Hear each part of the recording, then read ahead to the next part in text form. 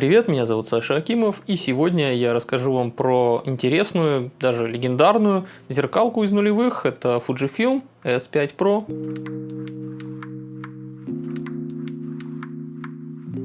Мифами и легендами эта камера действительно так достаточно солидно обросла за последние 15 лет, которые прошли уже с момента ее выпуска на рынок. Что про нее только не сочиняют. И что динамический диапазон у нее настолько большой, что он там больше, чем у современных фуллфреймов, и что цвет у нее какой-то там прямо завораживающий, невероятный. Естественно, во всем этом есть доля истины, но некоторые люди просто склонны ее прям превозносить, эту камеру, чуть ли не молиться на нее, там, можно сказать, обожествлять, заниматься всяческим вот таким идолопоклонством. Есть, конечно, люди, и которых можно назвать, в принципе, хейтерами вот этой вот S5 Pro и вообще камер на Super CCD, но это, скорее всего, люди, которые просто не разобрались, как это работает.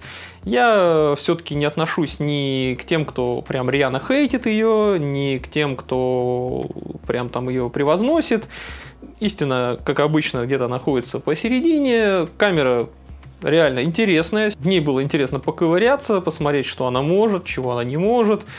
И в итоге я вообще, в принципе, сделал крайне такое радикальное решение, о котором я скажу уже позже, когда дойдем до разбора картинок. Вообще в интернете полно и статей про эту камеру уже написано самыми разными блогерами разной степени адекватности и вменяемости. Также и большое количество видео на YouTube существует, как у западных блогеров, так и у русскоязычных.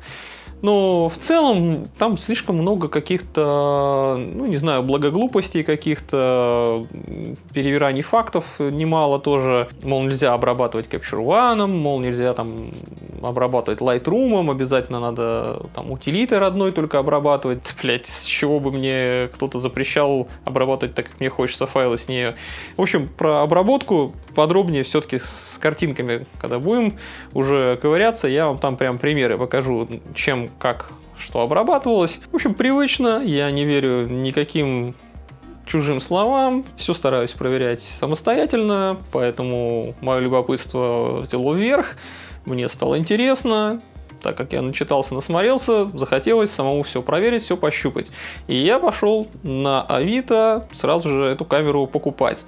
И напомню, что все камеры, всякую оптику, которая на них используется, и все остальное я покупаю за свои деньги для того, чтобы сделать для вас контент и рассказать какое-то свое мнение.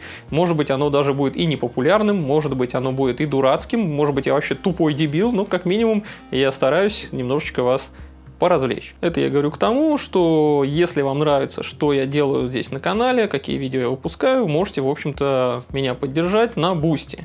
Если есть такая у вас возможность финансовая, это вас, если не затруднит, то можете подписаться на ежемесячное небольшое, вот, так сказать, пожертвование в пользу данного канала. Как видите, между роликами последним и вот этим огромный промежуток времени прошел, аж 20 дней, по-моему.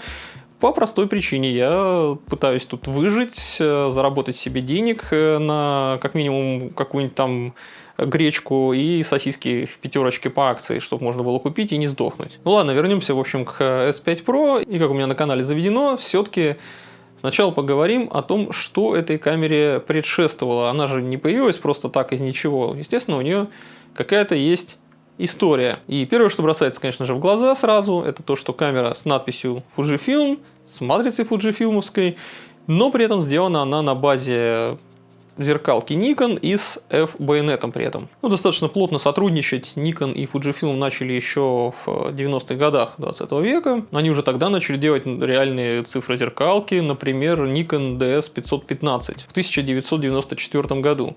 Это такая здоровая, квадратная, страшная бандура, в общем, максимально уродливая, но при этом довольно тоже интересная по своей конструкции. У нее был байонет Nikon F, и при этом она весила практически 2 килограмма. Там был установлен CCD-сенсор на 1,3 мегапикселя формата 2/3, но при этом картинка имела кроп-фактор один, то есть никакого обрезки, ничего такого не происходило.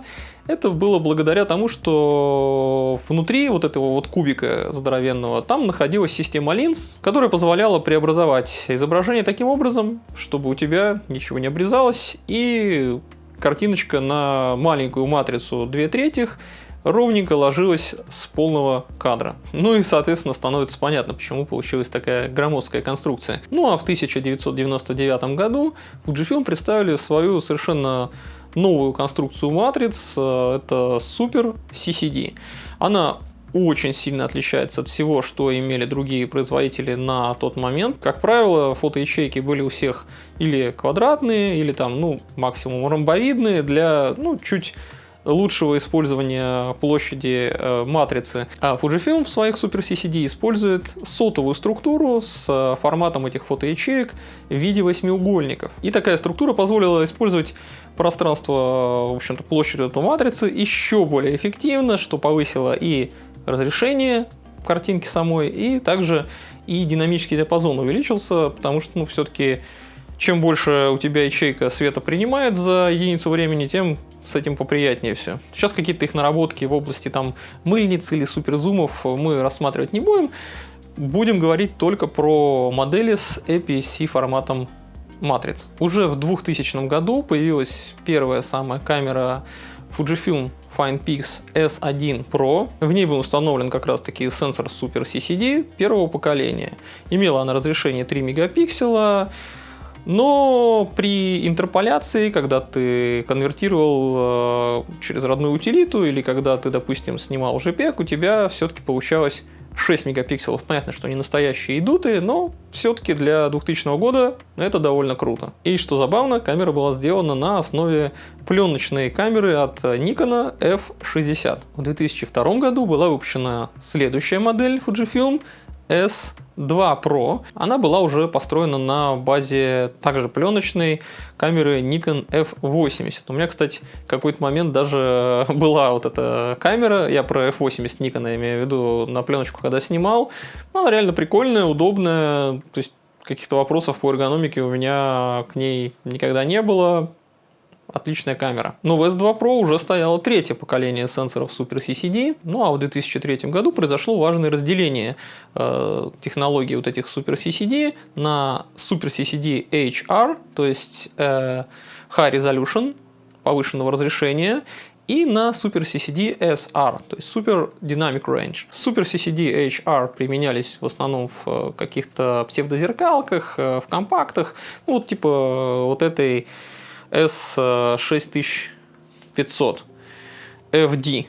Еще забыл добавить. Про нее также чуть позже сделаю ролик. Тоже интересно с этим будет поковыряться. Тут матричка маленькая, 1 на 1,7. Но посмотрим, может быть, камера тоже прикольная. Все-таки здесь 10-кратный зум. Поглядим, как он себя будет вести. А вот матрицы стандарта SR, они уже ставились на как раз камеры с APS-C сенсором, с более крупными ячейками. И поначалу они имели такую структуру сдвоенных ячеек. У них была одна, которая поменьше для светов, а вторая для теней. Ну, то есть информация воспринималась разными датчиками о светах и о тенях, потом она уже компилировалась программно. Ну, а далее в 2004 году выходит Fujifilm FinePix S3 Pro.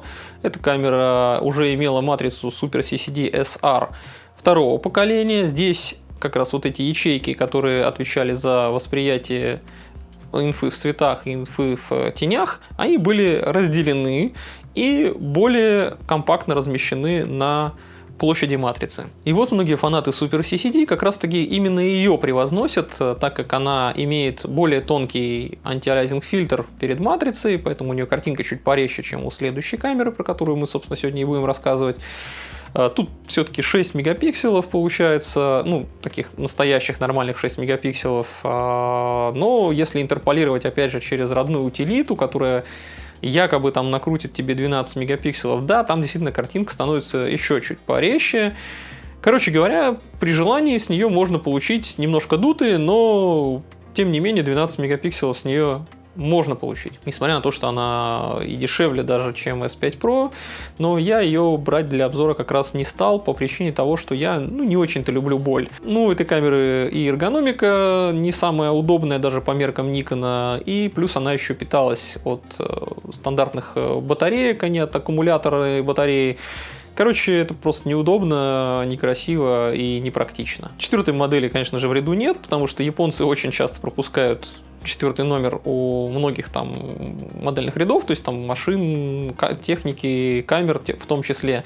Но они немного суеверные, четверка у них почему-то считается несчастливым числом, как вот на Западе типа 13 считается неудачным числом. Именно поэтому я как раз для этого обзора приобрел все-таки более современную, более удобную камеру S5 Pro. Она сделана уже на базе такого уже очень солидного, хорошего цифрового Nikon D200, то есть корпус реально мощный, удобный, хоть и здоровенный и тяжелый, но тем не менее им управлять гораздо круче. Ну а матрица фактически используется та же самая, что в S3 Pro, но почему-то у нее антиалиасинг фильтр стал гораздо толще, от чего картинка стала чуть более мыльная. Ну а пока говорим про историю, также хочу вспомнить, что в 2007 году еще были выпущены две модификации S5 Pro IR и S5 Pro UV.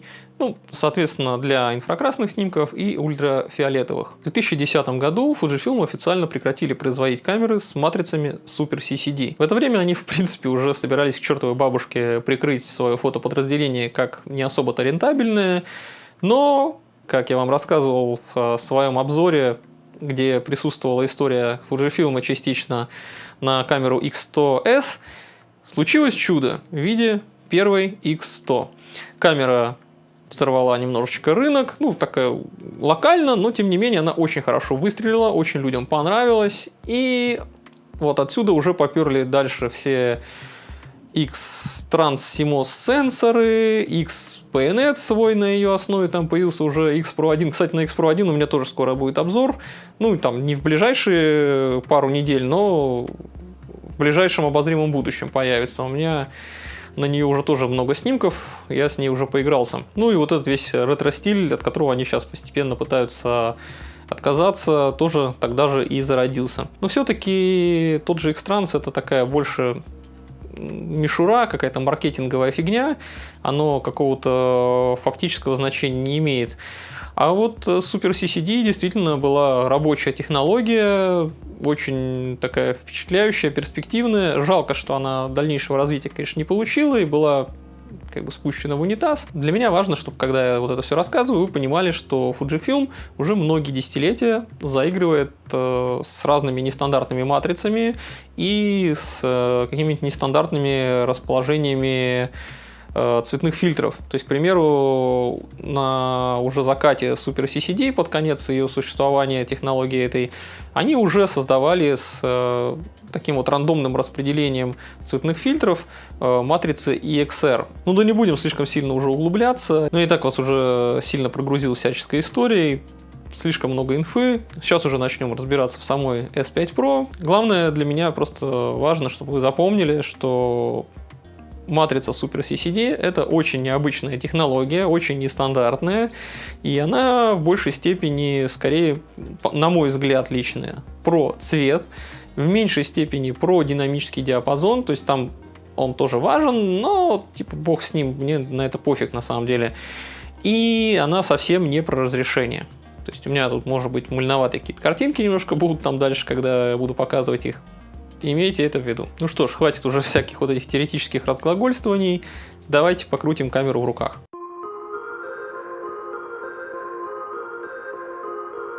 Сразу же понятно, что камера сделана на базе Nikon D200. Это внешне буквально клон Nikon.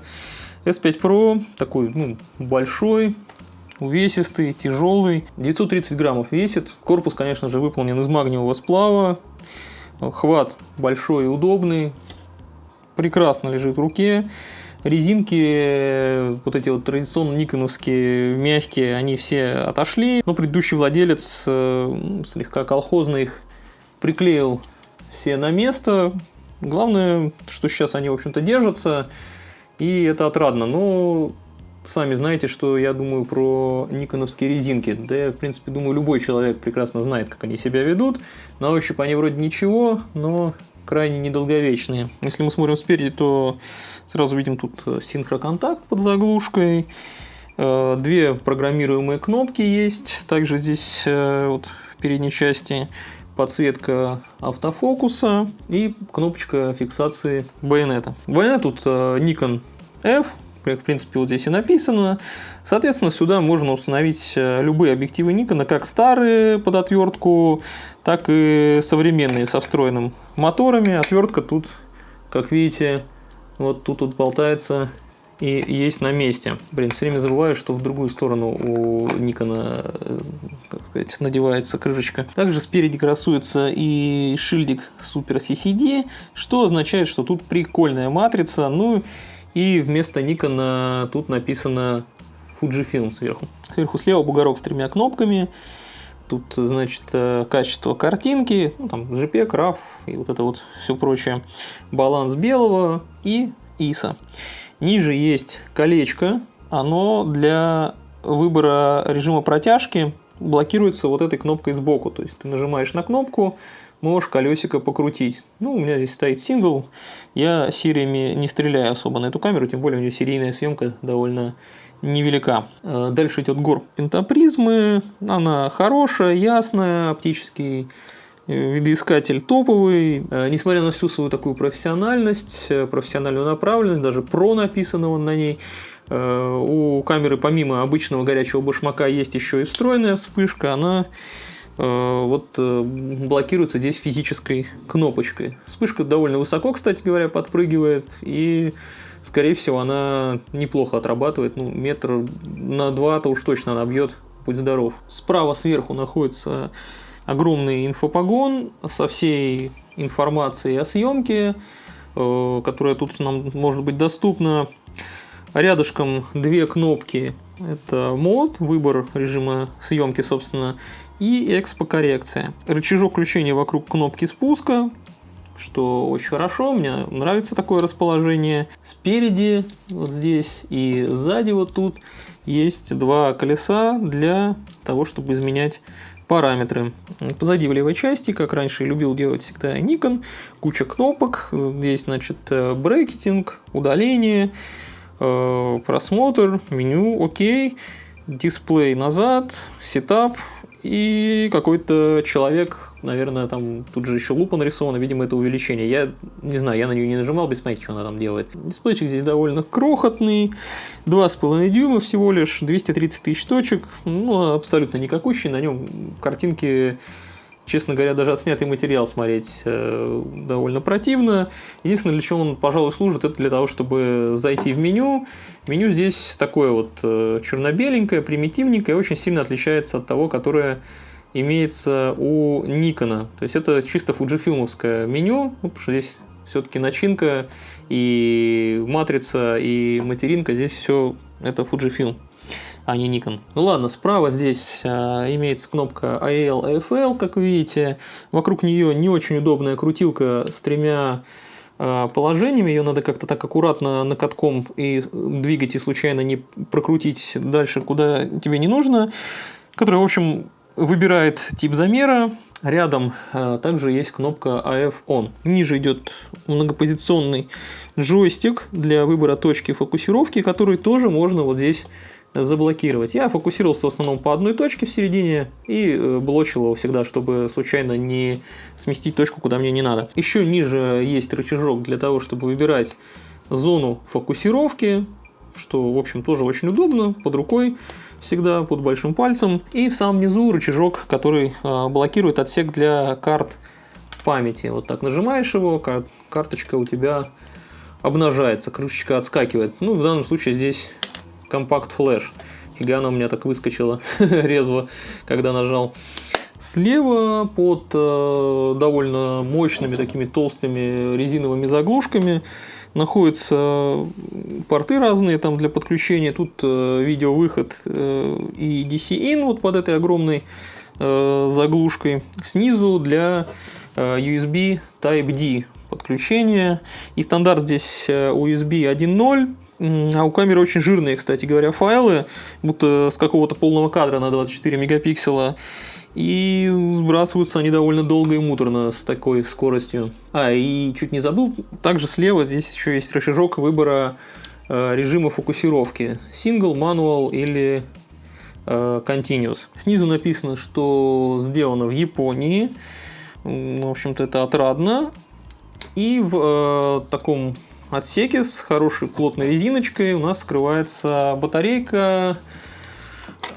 Довольно большая батарейка на самом деле, но я не проверял, насколько точно там кадров ее хватает. Точно не скажу. То есть здесь тем более у меня еще стоит не родной аккумулятор, но на фоток 500 совершенно спокойно его хватает. И, в общем-то, эргономика для меня не особо привычная. Я как-то больше к каким-то Олимпусам или Кэнонам привык. Просто это дело такое привычки. Ну, все вполне удобно, в общем-то, на самом деле. Никонисты, которые там, допустим, до этого юзали какие-либо другие Никоны, вообще будут чувствовать себя очень уверенно с такой камерой. Я так немножко поглядывал, что я там все-таки жму, не глядя, у меня вслепую не получалось управлять, но, тем не менее, я и к ней приноровился.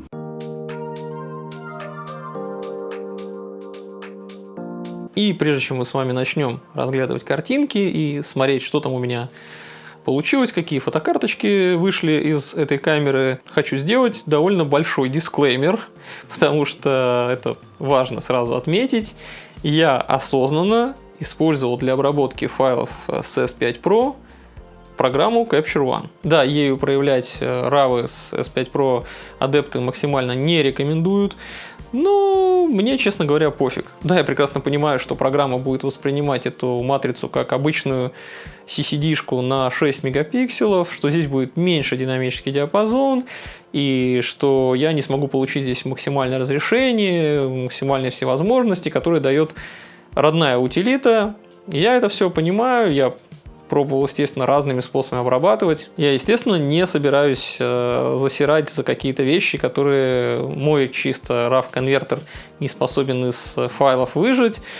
Просто был тут случай какой-то, я видел как раз ролик на ютубе, где один дурачок зачем-то наснимал кривых кучу файлов, потом чуть ли там не JPEG пытался ковырять. Я не знаю, честно говоря, очень смешно было смотреть, как он занимался хуйней.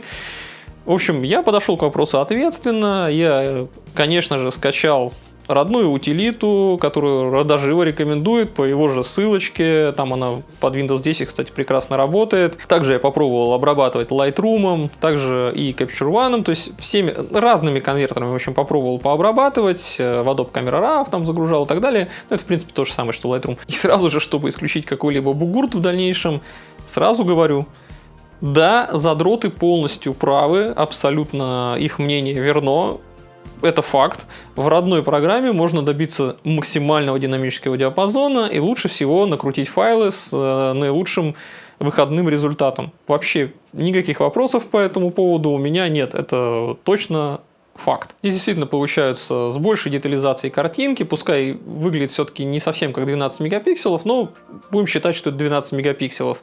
Динамический диапазон здесь расширенный с DR400 прекрасно работает. То есть все классно в родной утилите технически, но она убогая, корявая, медленная и просто абсолютно ублюдочно сделанная. Знаете, помните, как я вам рассказывал, когда про Sigma на матрицах Foveon, у них тоже родная программа ужасно кривая, ужасно корявая. Вот это большой грех с ее стороны. И опять же повторюсь, действительно, в родной вот этой утилите корявенькой, которая у Fujifilm поставлялась в те стародавние времена, действительно картинка наиболее гибкая, наиболее, так сказать, редактировабельная, но файлы все равно получаются какие-то очень уж по цветам блекленькие, какие-то невзрачненькие. Именно про цвет сейчас речь. И накрутить там что-то более-менее интересное практически невозможно. То есть она иногда, конечно, блеклость цветов она уместна, иногда придушенные тона, это неплохо. Но в большинстве случаев реально получается так себе.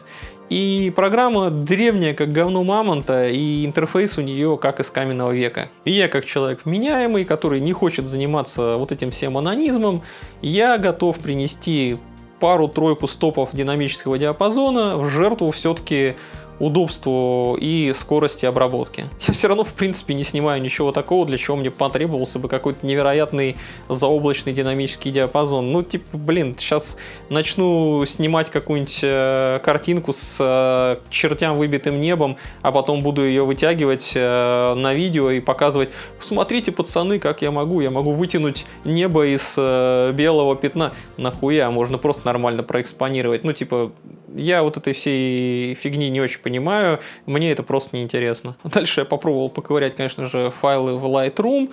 И да, там с детализацией все не так уж и печально оказалось. Более-менее сносно картинка выглядела, но, тем не менее, да, цвета стали, может быть, и не в 100 раз лучше, но они стали потеплее, как-то поприятнее, не такие тусклые. Картинка почему-то заиграла шумами на любом ISO выше 100 единиц. И очень стали плохо тянуться что света, что тени. Такое ощущение, что даже при том, что Lightroom, скорее всего, игнорировал R-сенсоры, он и с S-сенсоров взял не всю информацию. Ну, то есть какая-то совсем куцая обработка в нем получалась, только более-менее там как-то цвет можно было поковырять. В плане DD там совсем было как-то все плачевно. И вот я загрузил файл в Capture One. И да, картинка получилась самая размытая, самая мыльная из всех, что были, но при этом здесь получился самый необычный какой-то, очень нестандартный цвет. Он не то чтобы хороший, не то чтобы плохой, он просто очень странный. Ну, я, собственно, странную камеру и купил для того, чтобы получить на ней странный цвет, ну и всячески с этим развлекаться. У меня нет ни малейшего желания претерпевать при постобработке, нахрен мне это не нужно. Так что в дальнейшем все картинки, которые будут тут представлены, обработаны в Capture One, имейте это в виду. Накручены мною по вкусу, как мне захотелось. В общем, завершаю этот дисклеймер. Просто знайте, что если где-то там у меня будут выбиты цвета, не такой крутой динамический диапазон или еще что-то там, я по этому поводу ныть не собираюсь. Я такой хуйней не страдаю. Ну а вообще с вот этой такой мыльностью картинки многие борются по-разному. Есть какие-то кулибины, которые заменяют антиалиасинг фильтр или вообще его как-то там хирургическим путем удаляют, чтобы картинка все-таки стала порезче. Не знаю, как это делается. Для меня это слишком какой-то экстремальный моддинг. Я во внутренности камеры ни за что в жизни сам своими грязными ручонками не полезу. Ну а так, из всех моих знакомых, кто использовал или в данный момент еще использует S5 Pro, а таких, кстати, немало, ну, для души люди часто эту камеру оставляют, просто иногда, чтобы поприкалываться, поснимать.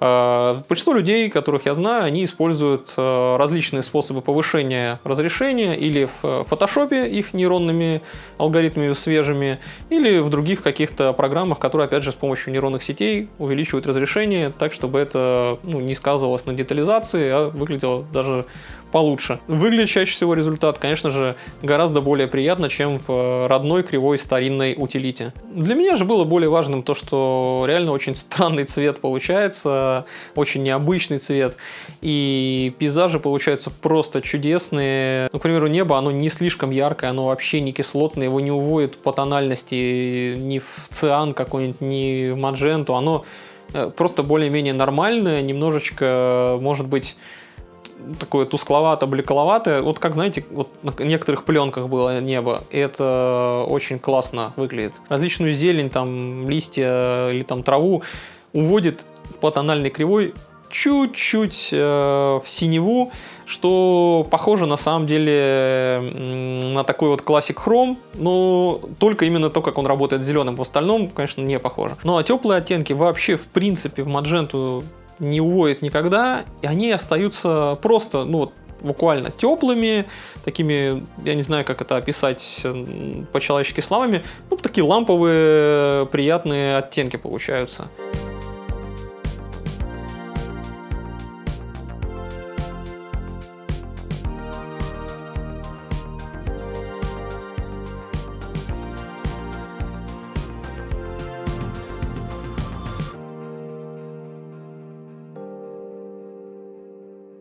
Ну, конечно, по современным меркам смотрится уже не так круто, пейзаж, снятый на эту камеру, разрешения тут никакого нет, детализация очень маленькая, но зато цвета прям и оттенки настолько классные, что прийти домой совершенно спокойно там у себя на компьютере выгрузить эту картинку и полюбоваться — просто милое дело.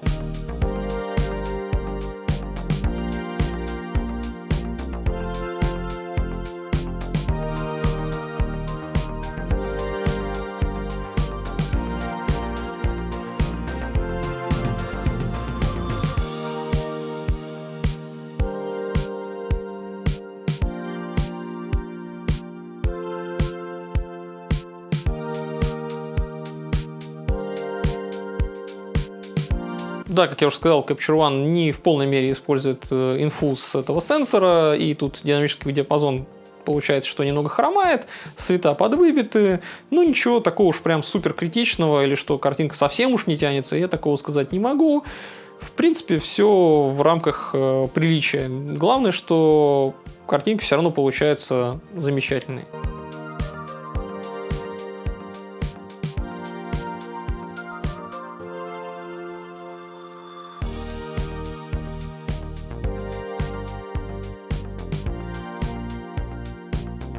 Цвет такой выходит сочный, жирный. Особенно классно, например, если снимаешь в золотой час. Матрица и, в принципе, то, как она обрабатывает инфу, она не борется с теплыми тонами, не пытается их там охладить, как-то сохранить белый белым, делает так, как ты видишь, ну, не то чтобы так, как ты видишь глазами, но даже лучше, наверное, чем я видел это глазами, оно выглядит как-то даже приятнее, как-то сочнее. Но не в том смысле, что кто-то выкрутил там яркость, красочность или насыщенность, а, блин, я не знаю, как это, в общем, описать. Когда мы говорим про цвет, тут у меня словарный запас просто иссякает мгновенно. Ну, то есть, я надеюсь, вы поняли, что я имею в виду.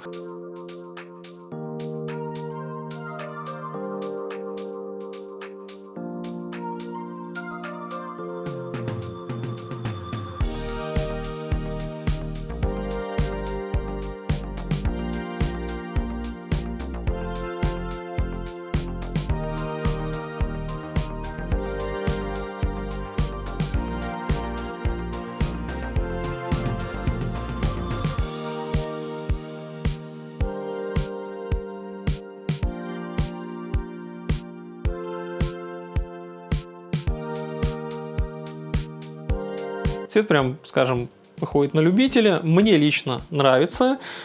И я уверен, что огромное количество людей найдется, которому такой цвет не понравится. Ну, как бы тут на вкус и цвет как раз подходит поговорка «товарища нет». То, как обрабатывается в Capture One картинка, выглядит довольно интересно, потому что она не пытается передать, как это выглядело в жизни, а очень сильно приукрашивает.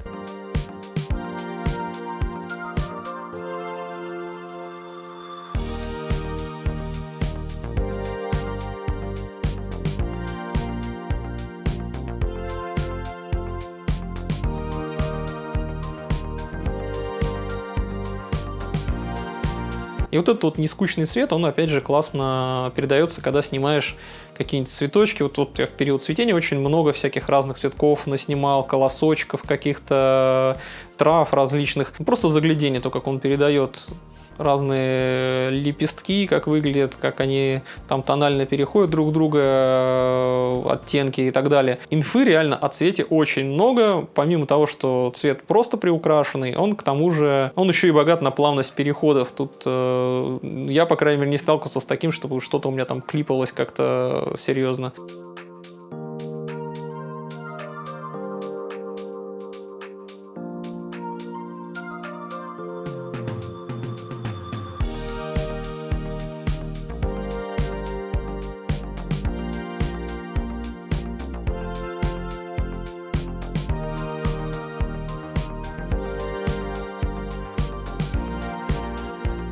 И, кстати говоря, камера довольно неплохо подходит и для стрит-фотографий, потому как у нее довольно шустрый автофокус. Ну, такой же, как в Nikon D200, в общем-то, там тот же самый модуль стоит. Он довольно бодро схватывается, никаких там каких-то серьезных задержек, прогонов у него нет. Причем фокусируется он прекрасно, что с объективами более древними с отверткой, что с более современными, с моторчиками уже встроенными. Несмотря на то, что камера, в общем-то, довольно здоровая, громоздкая, но затвор здесь очень тихий, так что вот реально, если нацепить какое-нибудь бесшумное стекло, можно практически по стелсу снимать совершенно спокойно людей.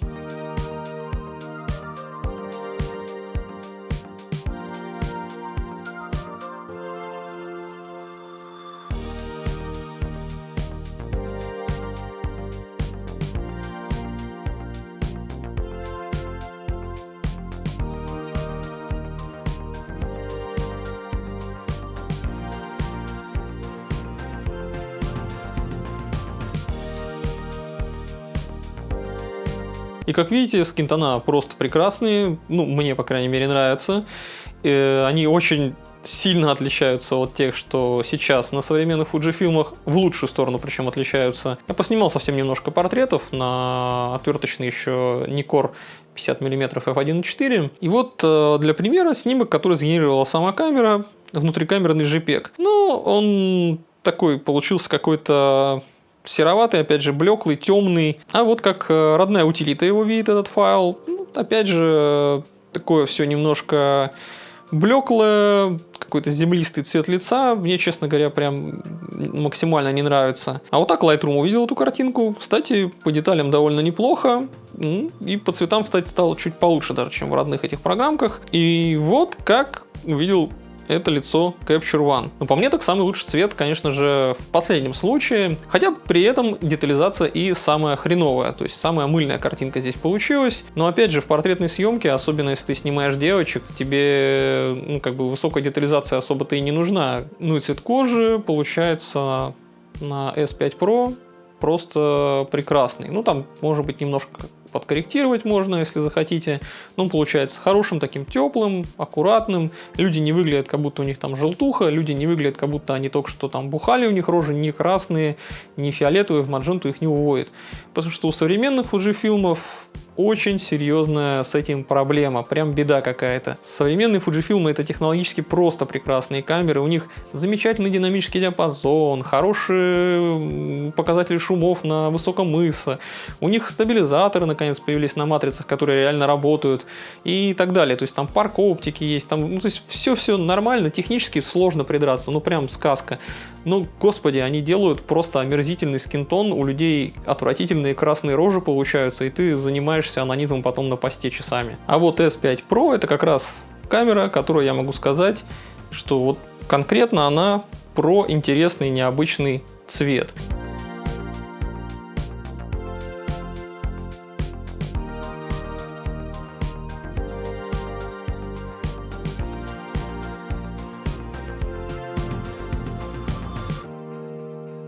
Она, в принципе, если ты готов мириться со страдальческой утилитой, там очень медленно все криво, косо сидеть, настраивать, она, в принципе, и про динамический диапазон. Но мне, например, это было неинтересно, поэтому для меня эта камера вот чисто про цвет, не про какую-то там технодрочь, а вот просто камера для развлечений, для души. Очень интересная, мне было максимально приятно ею пользоваться, даже несмотря на то, что у нее крайне непривычное для меня никоновское управление. Ну, в моем случае экспириенс очень благополучный, я готов смириться с не самым большим динамическим диапазоном, с маленьким разрешением 6 мегапикселов, но зато если обрабатываю в Capture One, получаю отличный, очень интересный цвет, очень нескучный, крайне нестандартный. В общем-то, да, S5 Pro не зря легендарная камера. Она, конечно, по сегодняшним меркам для каких-то серьезных задач использована быть просто не может, чисто технически, но как отличная игрушка, с которой приятно развлекаться, вещь замечательная. И в этой камере может каждый найти для себя какую-то своего рода отдушину. Мне, например, цвет понравился, кому-то понравится динамический диапазон, кто-то будет кайфовать от управления, какой-нибудь никонист, например, там, не знаю. Ну, а я надеюсь, что вам было интересно смотреть мой свежий ролик, так что не забудьте подписаться, если еще не подписаны, поставьте мне обязательно лайк, если все было как бы интересно и здраво тут рассуждал я. Напишите в комментариях, что думаете по поводу Super CCD технологии. Жалко вам там, не жалко, что она загнулась, или да и как бы черт с ней. Ну а также заглядывайте в описание, там есть ссылка на Boosty и на мои соцсети. Если что, там пишите, если есть какие-то предложения, что-то обозреть, может, для вас, может, у вас какая-то техника есть интересная, можете мне ее предоставить, я этим не брезгую. На этом у меня все. Пока.